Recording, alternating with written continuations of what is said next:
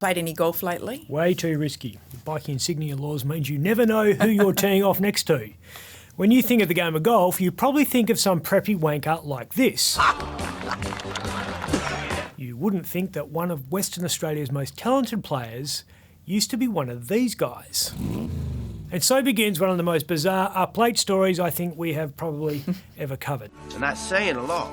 Child prodigy golfer who is so good that as a junior, this guy is number 2 on the card behind him, goes pro and plays with people like this, loses the will to play, I've lost my mojo! joins the Rebels bikie gang, and does 5 years in jail for assault. Yeah, well, that's not a good career move. The story doesn't end there. Whilst in jail, gets phone call from golfing supercoach who helped Hannah Green do this. Quits bikie gang, starts training in prison and wins club tournament while on day release from Wooroloo. Oh my God! Incredible! That's the story of Ryan Peake, a guy who blows up every stereotype of a bikie, and a golfer for that matter, you could possibly have. How on earth did you find out about this guy? I heard about him months ago, never believed any of the story was true, but turns out it is. Peake had a natural talent for golf from the moment he picked up a club. And he kept getting better and better. That's him in 2010 with Cameron Smith. He was considered more talented than Smith back then, and everyone had their money on Peake to be the next big thing. He went pro, but couldn't get in the right headspace, and the ball just wasn't dropping. That's your home! Are you too good for your home? So he stopped practicing and started drinking in a sporting phenomenon known as pulling a daily. And the golf club soon to follow. I don't know how you go from that to being a bikie. Being good at hitting things with the club is a prerequisite for being in most gangs, so he was halfway there. You're gonna die, clown! I'm not going to psychoanalyse the reasons why, but it does seem to be that stereotypical case of the guy who never fit in finding a place where he felt accepted. Them's my peeps. Not an uncommon story in bikie land. He joined the Ocean Keys chapter of the Rebels, and as is so often the case with bikies, ended up in jail for assault because it turns out that back then, Mr. Peake had quite the temper once provoked.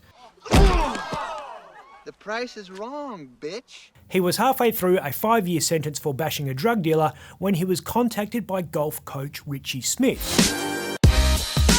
Richie is like a golf whisperer. It's all in hips. It's all in hips. Get off of me! As well as coaching Hannah Green, he's mentored Minjee Lee. So he knows his stuff. She just ran away from everybody. Smith convinced Peake to have one more crack at golf, which he did. He quit the gang, started training, and began winning tournaments while still technically a prisoner. How's he out doing golf tournaments? Well, in their final few months, they're allowed out to integrate back into society. Starts with 12 hours a fortnight. He was released in May 2019, and he's just got a new FIFO job, which will allow him to spend more time on the course. So why is he letting all the skeletons out of the closet? 2 reasons. First, he wants to explain why he was such a dickhead to the great many people who supported his career. Fair enough. And second, because he's soon going to be in the market for a sponsorship. Pay the man. Minjee Lee has to practice 60 hours a week to be able to do this. Hello? You try finding 60 hours to practice when you've got bills to pay. Yeah, not easy, but some people have money to burn. Yeah, Port Hedland pizza bar owner turned narcotics dealer turned Soils Ain't Soils franchisee turned narcotics dealer Nabil Bazzi is appealing against his conviction. This is the guy who was given 21 years in jail after the cops realised he was distributing a lot of drugs when not distributing pizzas and mulch. Nabil has just done the maths and realised that by the time he's next free, he's going to be walking like this.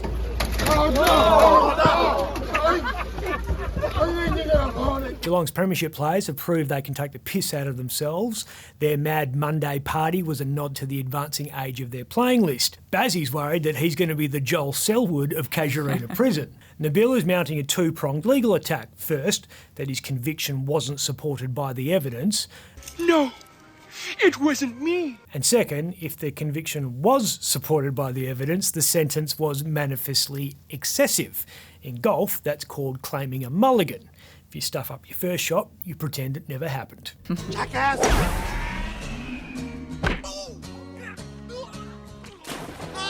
This guy sucks. I'm Ben Harvey.